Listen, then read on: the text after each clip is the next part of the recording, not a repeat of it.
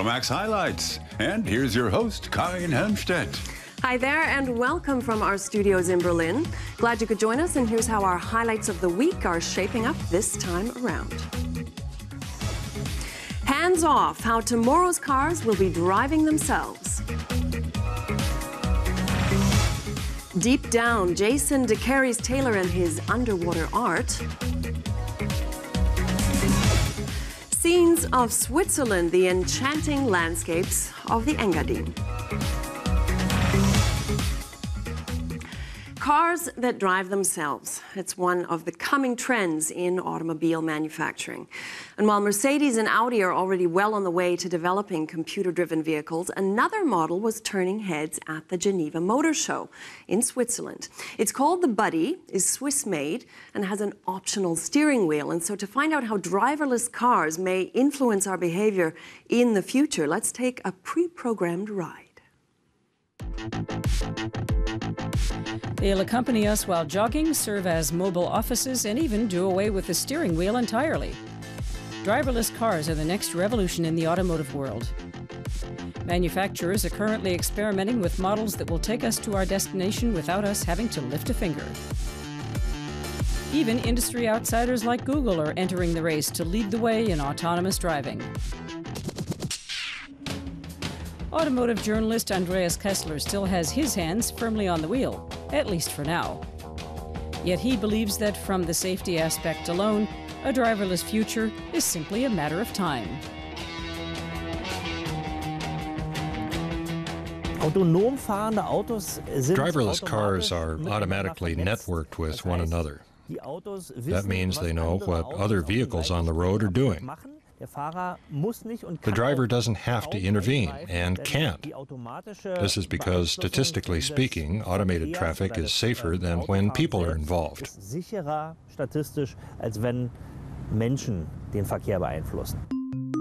Multi-core processors take over the driving. Sensors calculate the distance between the car and the vehicle ahead. The GPS navigation system figures out the route and delivers info on traffic jams. Drivers become passengers who can sit back and relax. On average, Germans spend more than 2.5 years of their lives in cars. That's lost time, especially for those on the road on business, like Michael Beckert. The insurance rep spends 4 hours a day behind the wheel, clocking up some 60,000 kilometers a year. So a self-driving car would be a boon. I think it applies to any sales job where you spend a lot of time in the car. It's wasted time. And if I had the chance to prepare myself for talks and appointments in the car instead of at home or at the office, it'd be a huge help.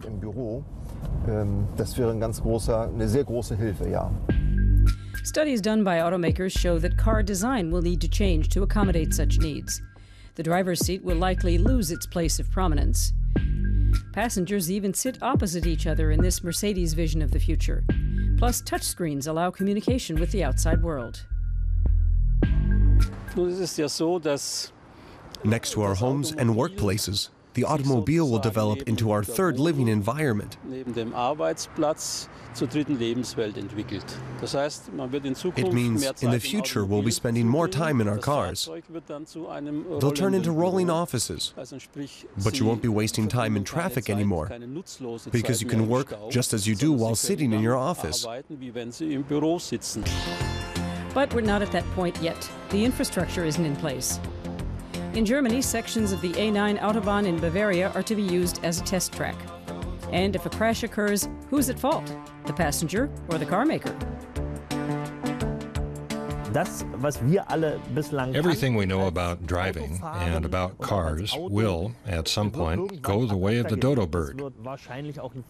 Completely new rules and regulations will be necessary to channel the sheer volume of vehicles moving on their own.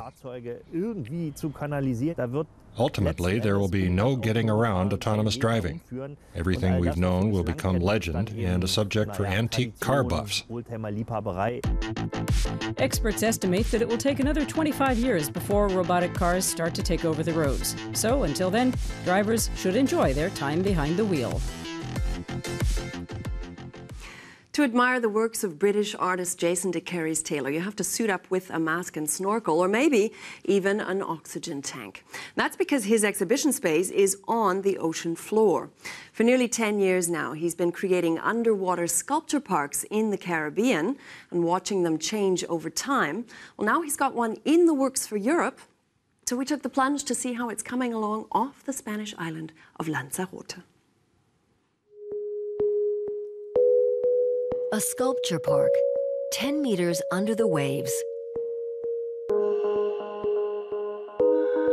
It's art in a permanent state of flux, changed by the oceans, colonized by marine life.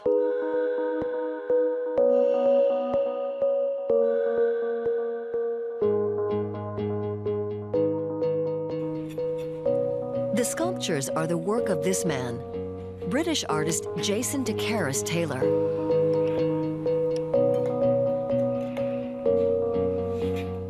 I wanted to sort of experiment with this completely new space, this new area, with all these new challenges. And it was really interesting because I started to realize that when I actually installed my pieces, they weren't just works of art, they were also a platform for marine life, a practical solutions to environmental problems.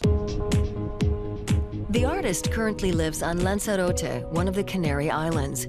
This is his studio where he and his staff work on new sculptures. A piece always starts with a plaster cast, usually of local people. Good. As you can see, it's setting really quickly, so we have to be really fast. A, because the model's uncomfortable, and B, because the materials are setting really, really quickly. After 20 minutes, the cast is ready. In the second stage, it serves as a model for the sculpture.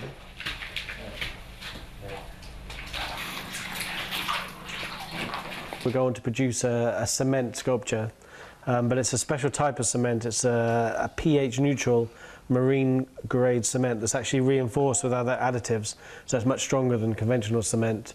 And it actually attracts marine life, and it has a lifespan of hundreds of years, so it's really important that we use the right materials.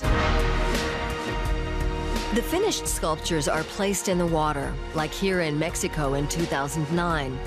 It's one of the world's largest underwater galleries, with more than 500 individual works.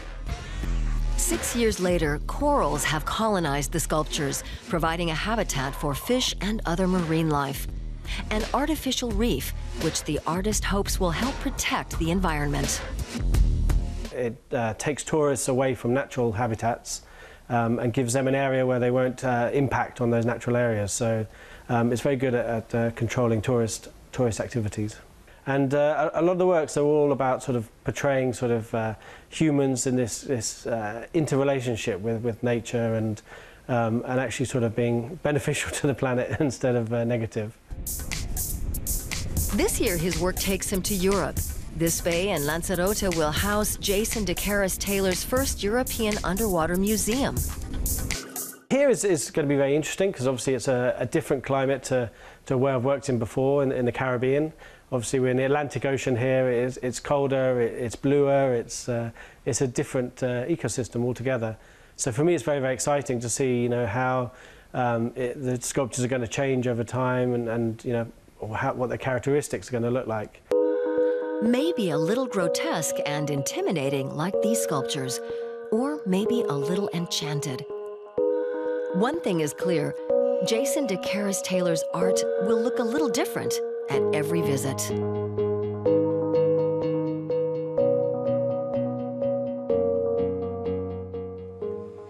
Well, they've been around for some years now and even touted as the way to navigate through your future, or maybe at least on the ski slopes. Smart goggles are enhanced virtual reality headwear that give you up-to-date information on your surroundings. And in Austria, some ski areas are making them a part of a new generation sport entertainment experience. Well, we wanted to see what that was like, and so we sent our reporter Hendrik Velling onto the piste to try it out. Hendrik is hoping to get a little insight today, at least on the slopes. Here in Austria's Ski Amadee Resort, he is daring to ski downhill with a pair of smart ski goggles. They beam information right into his line of vision.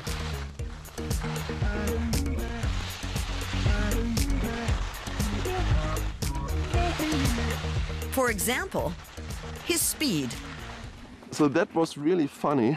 I was skiing almost at 50 kilometers per hour, and the screen on the surface of the goggle doesn't bother at all. But the ski goggle is not only a kind of luxury tachometer for the ski slope, it has a lot more features to offer, and that I'm going to check out right now.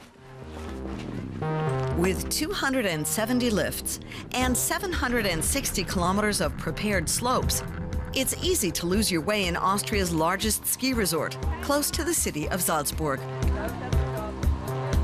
Trying to open maps with gloves on is a thing of the past for anyone with smart goggles. They cost 19 euros a day to rent, and they always know where the wearer is.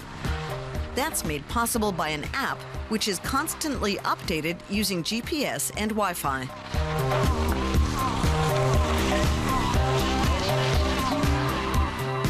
Hendrik meets up with Marietta Weishofner. Henriette has been pushing the development of a digital infrastructure for the smart goggles for years. Even if you're completely new to a ski resort, you can find everything you want. Bars, slopes, points of interest. You can check the status of the lifts. Are they open, closed, or has the lift been turned off due to strong wind? Is the slope open? The smart goggles look like normal ski goggles, but they pack a lot more. The difference is down to a small screen and a mini computer. They're operated via a remote control on your wrist. For safety reasons, most of the functions can only be used at low speed. At 20 kilometers an hour, the display turns off automatically or changes to the speedometer function. You can only see how fast you're going. But it's like driving. You look at the road instead of the dial. And it's the same here. We do ask people to behave responsibly. The smart goggles have another function too. They carry the weather forecast. And things are looking up. Let's hope the forecast is right.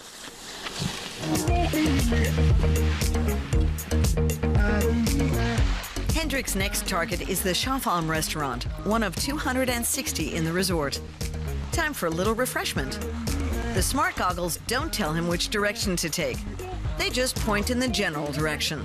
So it's unlikely he'll be making any abrupt about turns which might endanger other skiers.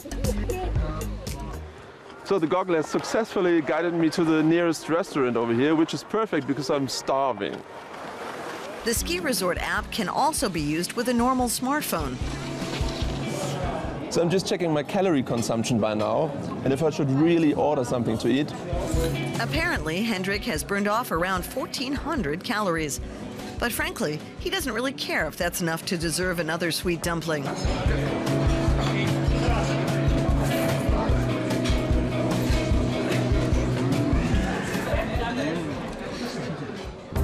His batteries are recharged.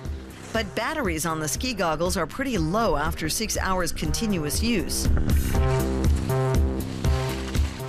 So it's been a really nice day here on the slopes, and the smart ski goggles is a really nice gadget with lots of opportunities. But to be honest, the fun of skiing, it's that simple, comes by skiing itself. Smart goggles have a long way to go before they revolutionize skiing. The main thing is that the sport stays a fun activity. You've got to know the rules to break them, Alexander McQueen of London once said. And that's what I'm here for, to demolish the rules but keep the tradition. Well, like no other designer, his fashions were an expression of unbridled imagination, provocative, gritty, rebellious, visionary. His death in 2010 shook the fashion world and gave him almost mythical status. Well, now the very first retrospective of his work here in Europe has opened in London, and Savage Beauty looks set to be a record breaker.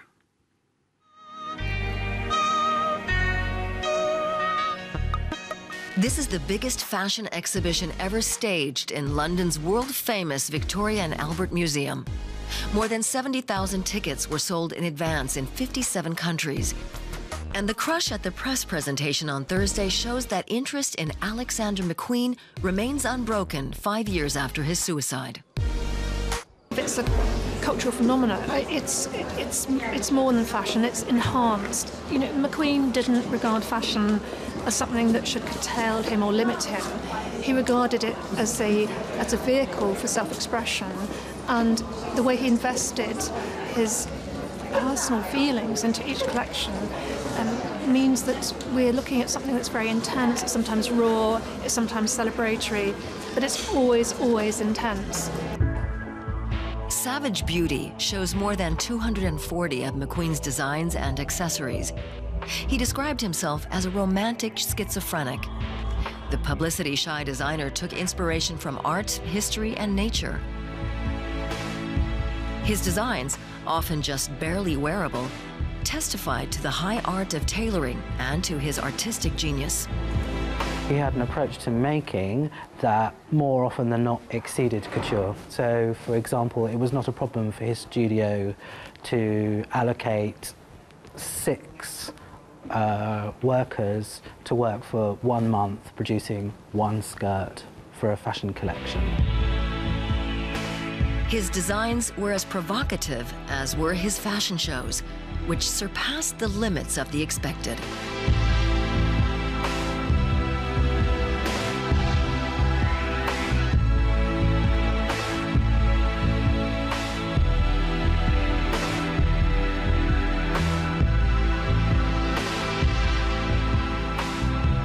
The fashion shows that he staged, particularly in the mid-1990s, really helped to cement an international reputation for London fashion at that point in time.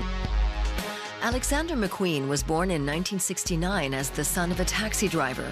He and his 5 siblings grew up in a working-class environment in London's East End. At the age of 16, he began an apprenticeship as a tailor on the famous Savile Row. Later, he studied at Central St. Martin's College. He graduated in 1992 with his first collection. British fashion historian Alistair O'Neill now teaches at the college.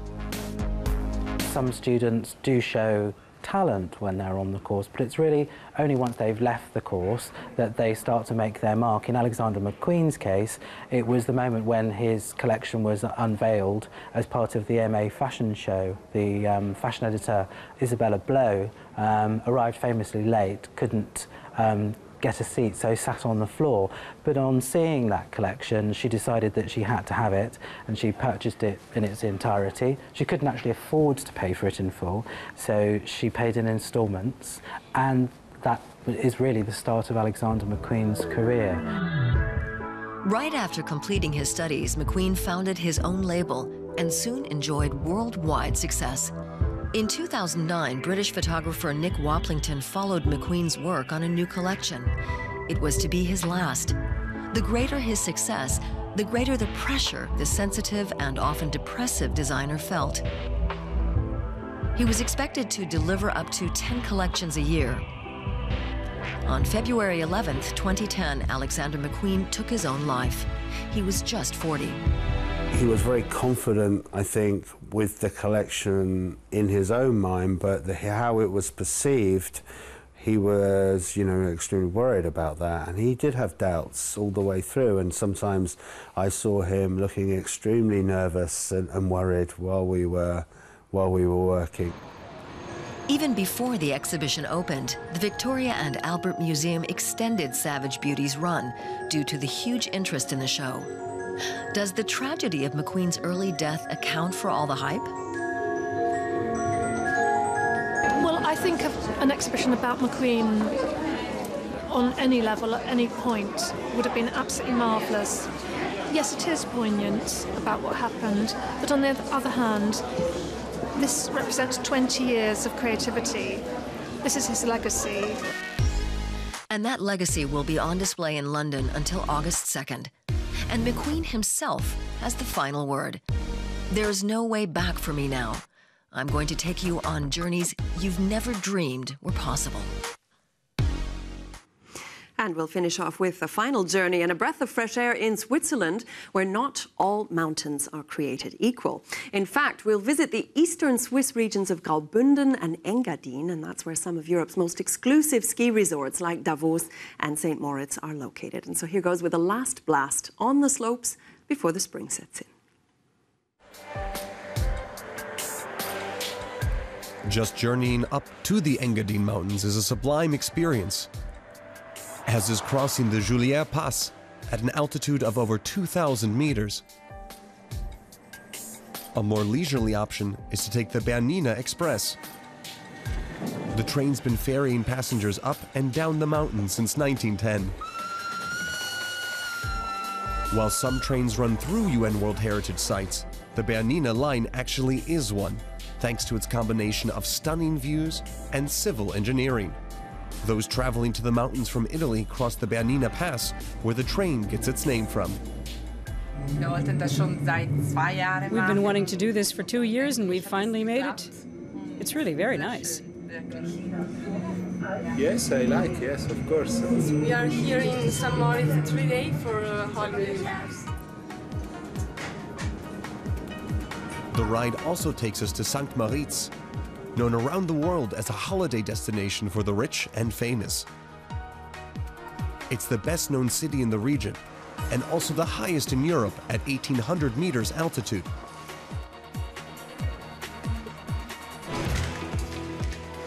It's a perfect location for winter sports lovers.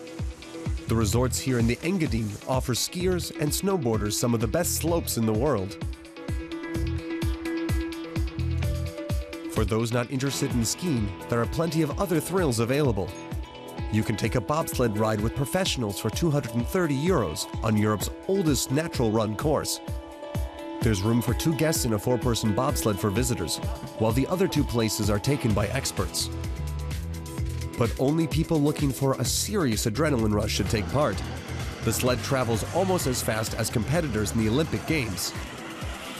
It's 1,722 meters long, and it'll take us 1 minute 13 seconds to cover that. We'll reach a top speed of 136 or 137 kilometers an hour. That's about 10 to 12 kilometers per hour slower than in a racing bobsled. The bobsledder's performance can't be overestimated. He brought us down safely. It was phenomenal. Unbelievable. It's like Formula 1. And the pilot was amazing. The landscape here has been an inspiration to artists and architects such as Norman Foster, who designed the Chiesa Futura and St. Moritz. Other architects try to combine modern designs with traditional local style. This apartment building in Pontresina, created by Hans-Jörg Stricker, is the perfect example. We have various traditional elements of an old-fashioned farmhouse, but we've also got a new interpretation with these funnel-shaped windows. And we've presented the place in a modern way. There are plenty of other examples of typical Engadine farmers' homes in Pontresina.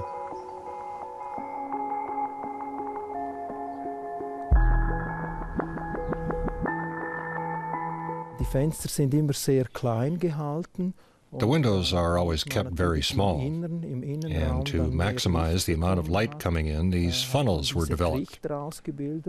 You can see them very nicely here. Cis Maria was where 19th century philosopher Friedrich Nietzsche would come to rest and ruminate. Home to 700 people, it's considered one of the prettiest villages in the region. Since 1908, a distinctive palatial-looking building has towered over Cis Maria. The Waldhaus Sils Hotel has attracted an eclectic mix of celebrities over the past century, ranging from Thomas Mann to David Bowie. It's been run by the same family for 5 generations.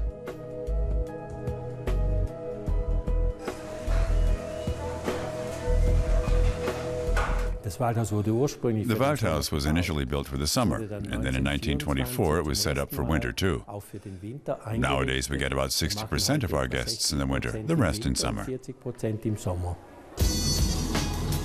The last stop on our tour is a ride up to Moatis Moral on a funicular railway.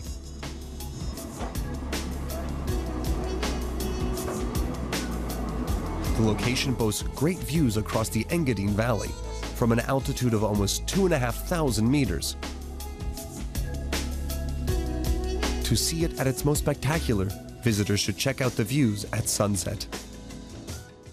Incredible stuff. Well, that's all for this edition of our Euromaxx Highlights. Hope you enjoyed it, and until we meet again, best wishes from us all here in Berlin und auf Wiedersehen.